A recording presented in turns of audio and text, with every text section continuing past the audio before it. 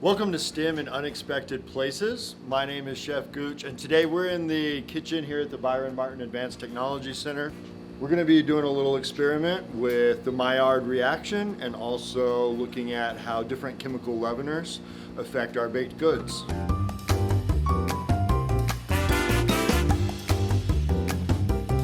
Got set up is a nice little experiment right here to make some pancakes. We're going to be looking at how baking soda and baking powder work and everything they do for us. We started off with 5 ounces of flour, just about a tablespoon of sugar, and a pinch of salt. And then for our liquids, we've got about 6 ounces of buttermilk and 4 ounces of sour cream. So we're going to add an egg to that. Whisk it all up so it's nice and smooth. We'll add in our dry, and then we'll be ready to cook some pancakes. What is the meaning behind the pancakes? Why did you make them today? So I wanted to do pancakes because, first off, I love breakfast. Breakfast is my favorite meal of the day. Pancakes in particular have been a family tradition. And when I was really young, my mom every Sunday would make pancakes for breakfast. And now that I have kids, I make pancakes for them every Sunday morning. All right, so to start off, let's talk about what baking soda, baking powder are. Baking soda is highly alkaline. And the way it works in our baked goods is when it mixes with an acid, it starts to create some carbon dioxide. And so that's when we use some acidic liquids like the sour cream and the buttermilk. It's gonna, as soon as you put it in there, it's gonna start reacting and bubbling up. Just like that old volcano experiment with vinegar and baking soda. For that reason, when you're making quick breads that use chemical leaveners, you don't want to make the batter and then wait. If we were to wait like 30 minutes after we mix and then try and cook them, you'd have a significantly different looking pancake. So we're going to kind of simulate that by this first batch, which has no leavener. So here's all the dry. And then here's our liquids. Just going to add an egg to this. And we're going to throw in our dry. I like to throw the dry into the wet because if you put your wet and your dry, you get like these corner pockets in the bottom of your bowls where it doesn't quite mix. And when we're mixing up like a quick bread, a batter like this, we're not real concerned with mixing it until it's smooth like you would a cake batter or something. A couple of lumps are fine. We don't want to overmix this. Next, we've got, what is this one? Just baking soda. So this was about 1/4 of a teaspoon of baking soda in with the dry on this one. Let's get our wet.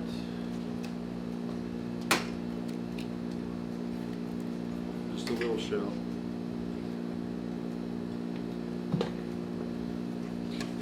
Push those up. This time, as soon as we add our dry, we're going to start seeing some chemical reactions from that baking soda. You might not see it immediately right away, but as the batter sits, it'll start bubbling up and kind of rising. All right, for our next one, we've got just baking powder. So I've got half a teaspoon of baking powder going in with the dry. So baking powder is very similar to baking soda, except it has an acid in a dry form already mixed in, and that's going to be usually cream of tartar. Baking powder also, the little can you always buy says double acting, and that's because it's going to react once when it gets with the liquid and a second time when it hits the heat. Sometimes it also contains a little bit of cornstarch, which also acts as a thickener in some of our products. Okay, last one. Right here, we've got the same measurements we just used. So that 1/4 a teaspoon of baking soda and a 1/2 a teaspoon of baking powder. So this one's got both leavening agents. And you might wonder, like, why would you ever use both? Especially when like baking powder already has the acid mixed in. But one of the things that baking soda does is it increases the alkalinity. The pH goes up of our batter.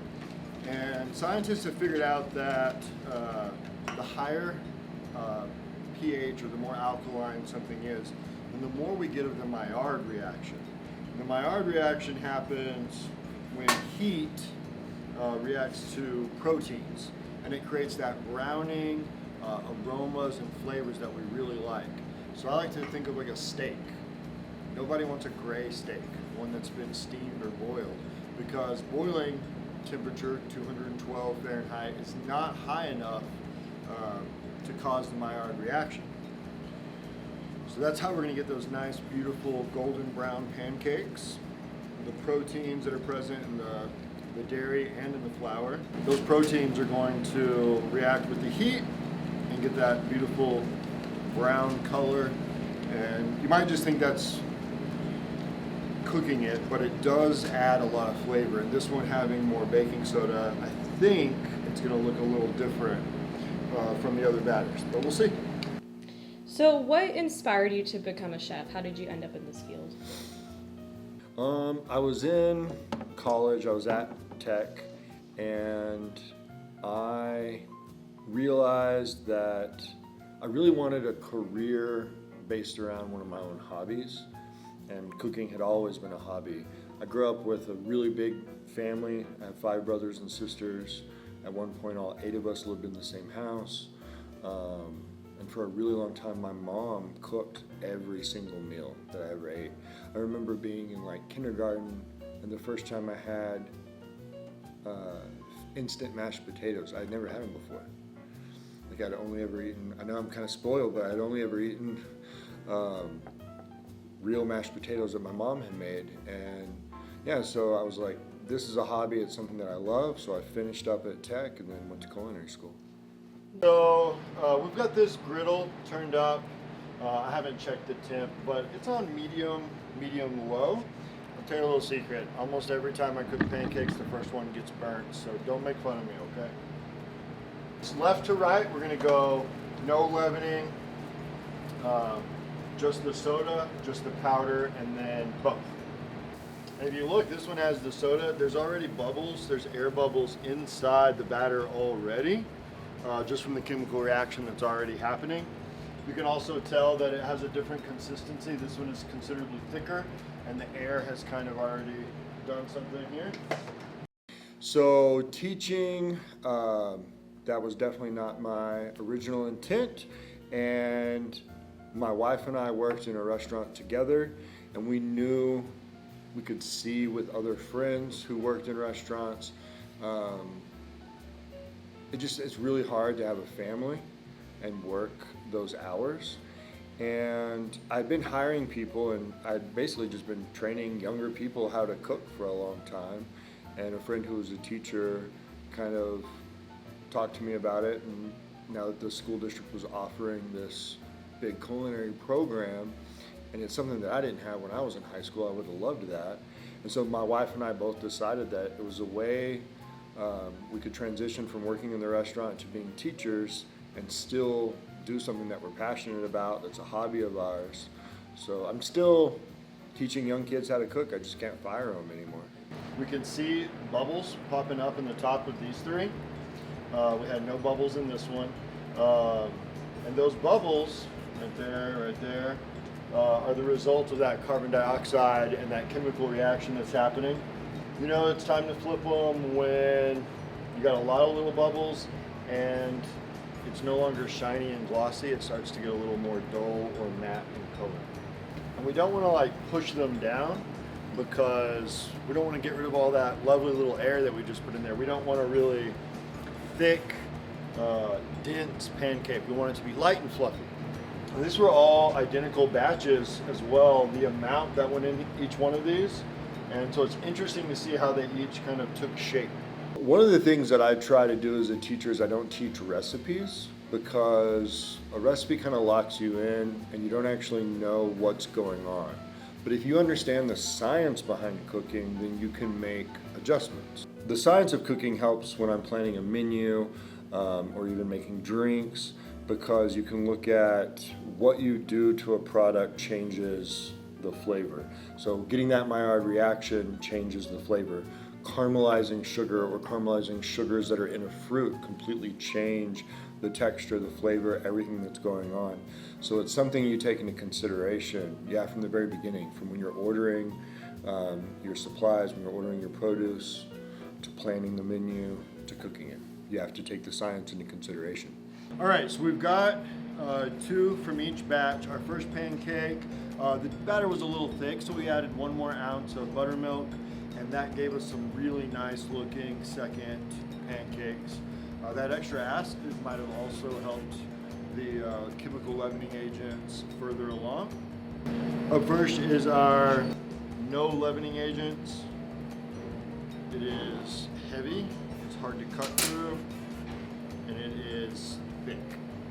I don't know if I would want to taste that. Even the one that we thinned the batter out a little bit is almost identical. There's a couple of holes, but for the most part it's very, very dense. So just baking soda. We saw this one react really quick with the acids, and it also was bubbling faster on the griddle. It's already softer. Like you can see that it's softer, and it's lighter. You can see all right there. You can see where the carbon dioxide bubbles helped push the dough up. And our first one should be about the same. Yeah, on the thick one you can really see that. Okay. And then now we've got just baking powder. And similar result to just baking soda. Very similar inside. It does feel, both of these are just a little too dense for me. We'll see what once we thinned the dough out, that helped as well. So let's see what the thinner dough. Yeah, that baking powder one looks really good. And it's real soft, fluffy, pillowy. This is our first batch. It's considerably lighter. The dough spread more while it was cooking. It's very light and airy.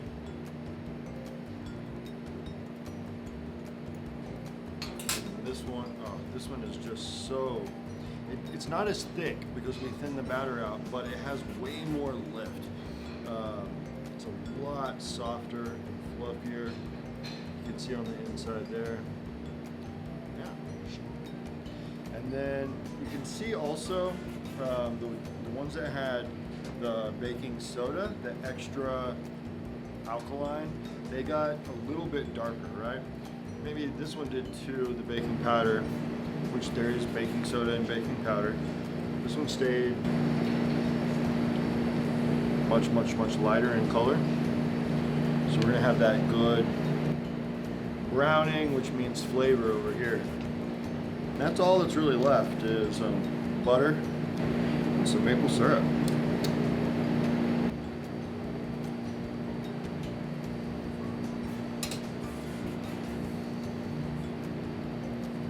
That is a light, fluffy pancake. It's pretty awesome. I'd give these a try as well. If you didn't have both, I think this would still be a great pancake in a pinch. It's just a little more dense, but still a good pancake. Well, there you have it. That's our experiment for chemical leaveners and the Maillard reaction. Thanks for gorging with Gooch.